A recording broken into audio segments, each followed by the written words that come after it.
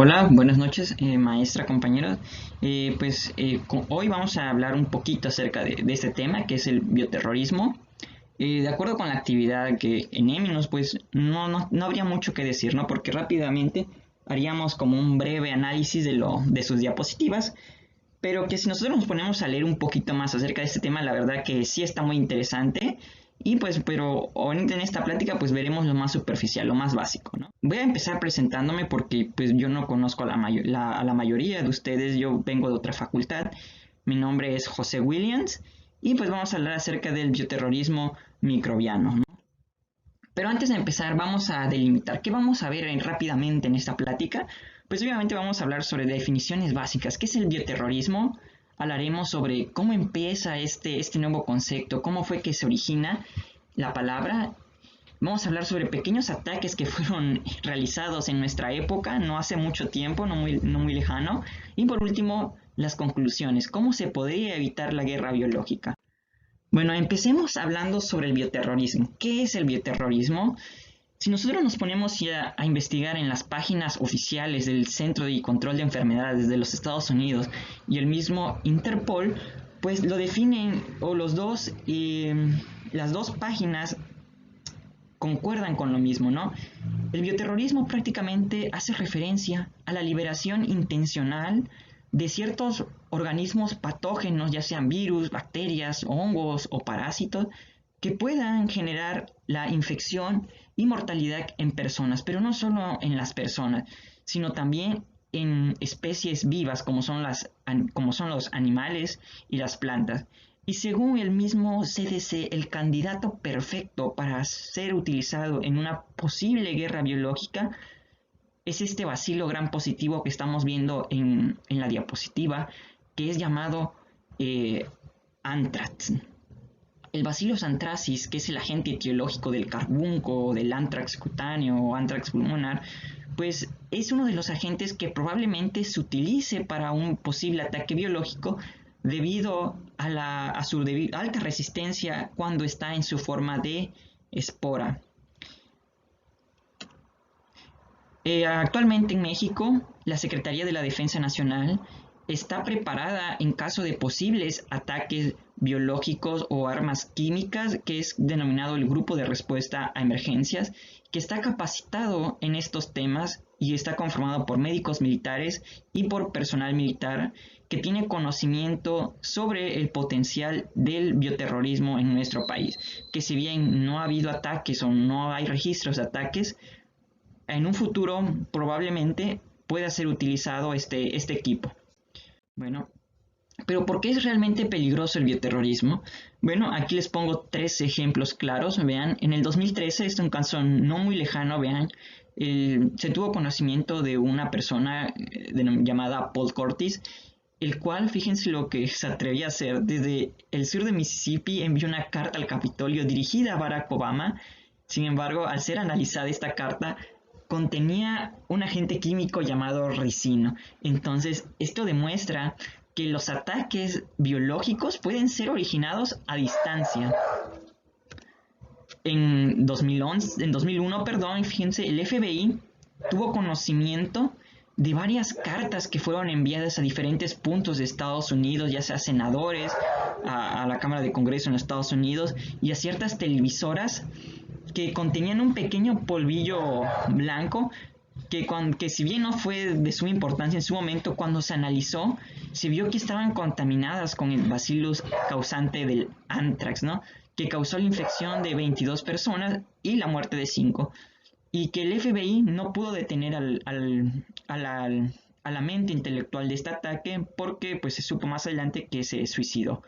Pero eso también deja en claro que pues no es posible predecir realmente quién realiza un ataque biológico, ¿no? Porque el FBI tardó mucho en hacer esta investigación para dar con el culpable. Y por último, pues vemos la nueva enfermedad que estamos viviendo actualmente, el COVID-19, que si bien, recalco, no es una arma biológica que se haya creado en un laboratorio, pues deja en manifiesto lo que podría generar un posible ataque bioterrorista, como es el gran pánico social entre la población por el miedo a contagiarse y fíjense, ¿no? La alta capacidad de contagio que tiene y el grado de mortalidad, pero también por la facilidad con la que son diseminados estos agentes patógenos, ya sea por el aire, agua contaminada o alimentos. Y como estamos viendo en esta imagen, vean, vemos muchas gentes, vemos mucha aglomeración, ¿no? Esta es una foto antes de la pandemia, pero que entre ellas, imagínense que hay una persona que ya está infectada o que está portando alguna cepa o biológica o un agente patógeno que pueda desencadenar un ataque bioterrorista, ¿no? Entonces es imposible predecir realmente quién lo hace, cómo lo hace y sobre todo cuándo se va a efectuar el ataque, ¿no? Pero el bioterrorismo es algo que surgió ahora. Bueno, pues la respuesta es que no. Se tiene conocimiento ya desde tiempos antes de Cristo que agentes biológicos eran utilizados para generar daño a la población. Uno de ellos que se habla en el Harrison de Medicina Interna y que lo marca como el primer ataque biológico registrado a nivel mundial fue por parte de los soldados asirios, quienes utilizaron el hongo, Claviceps purpurea, para contaminar los suministros de agua potable de una región cercana para evitar el avance de los enemigos, el cual fue causante de la famosa fiebre de San Antonio, ¿no? Que para los que ya llevaron farmacología y son de medicina, pues ya conocen los efectos de la ergotamina en el cuerpo humano. Pero muchos libros de microbiología hablan sobre la peste negra, ¿no? Y fue, sí, ciertamente que los soldados tártaros contaminaron las paredes con cuerpos infectados en la ciudad de Cafá para evitar el avance de los genoveses, pero sobre todo para desplazarlos, generar miedo entre esos soldados y evitar el avance de la guerra, ¿no? Y por último, tenemos otro caso realizado en Estados Unidos, que es uno de los más viejos, y es como, si bien nosotros ya sabemos por historia que había colonias británicas en los Estados Unidos, hubieron ciertos grupos de oposición a la conquista y uno de ellos fueron los indios americanos, quienes se juntaron, hicieron frente a los ingleses para evitar el avance de ellos y se llamaron la famosa rebelión de Pontiac, así la conocen en los libros de historia. Pero que si bien estos indios nativos generaron mucho daño hacia las tropas ingleses porque destruyeron, se tiene conocimiento de 4 cuarteles, pues debido a esto, el coronel Jeffrey Amber decide realizar una especie de pacto con estos indios para evitar la guerra, ¿no? Pero lo que no se sabía es que estos ingleses entregaron a los indios ciertas mantas que estaban contaminadas con el virus de la viruela, ¿no? Y este es uno de los casos más viejos que se tiene de armas biológicas en los Estados Unidos. Pero veamos, ¿no? el contexto, ¿no? Cómo ya desde tiempos muy, muy antiguos ya se tenía el conocimiento de que ciertos agentes biológicos, en este caso el hongo, ya podía efectuar daño a la población. Y eso se queda ahí, ¿no? Ya fue hasta este año de 1346 que los soldados ya utilizaban la mente, su inteligencia, para generar daño a los enemigos, pero que todavía no estaban efectuadas correctamente porque si bien infectaron a los genoveses, ellos mismos también se infectaron por no saber utilizar adecuadamente estos agentes biológicos. Y ya para el año de 1763 queden claro lo que es la inteligencia del ser humano para generar daño a sí mismo y a otros cuando regalan estas mantas contaminadas a los indios americanos. Entonces, ¿cómo podemos nosotros, cómo se puede evitar un ataque biológico? Bueno, pues prácticamente hay que tener fe de que no ocurra, la verdad, pero los países de grandes potencias sí deberían de realizar acuerdos internacionales para evitar el uso de agentes biológicos en una posible guerra, pero no solo biológicos, también químicos, ¿no? Como son las armas nucleares. Instaurar nuevos laboratorios que tengan la capacidad para evaluar diferentes bacterias y microorganismos que tengan alta capacidad de mutación y que puedan ser un daño a la población mundial.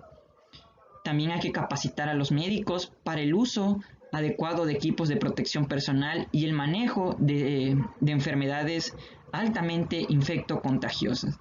Pero no solo eso, ¿no? A nivel nacional pues debe de haber estrategias en caso de que se llegase el caso de una guerra biológica en nuestro país, y instaurar pues obviamente continuar con los sistemas nacionales de vigilancia epidemiológica para evaluar el grado y el daño y el potencial de las enfermedades, ¿no? Afortunadamente en nuestro país la Secretaría de Salud sí cuenta con el Plan Nacional en caso de un posible ataque bioterrorista, ¿no? Entonces, ¿cómo podemos concluir con esta pequeña plática? Pues prácticamente que el bioterrorismo es el uso inadecuado por parte de ciertas personas que utilizan agentes biológicos o químicos para generar daño a cualquier especie viva, incluyendo a los humanos, plantas y animales. El Bacillus anthracis, según la CDC, va a seguir siendo un organismo potencial para generar guerras biológicas, pero no hay que dejar de lado los virus, ¿no? Queden claro que los virus tienen una alta capacidad de mutación que puede generar muchísimo daño a la población en general. Que los ataques biológicos no son cosas del pasado, no son cosas de la hora, más bien ya se vienen utilizando desde muchos años antes para generar daño a soldados enemigos y a la población en general.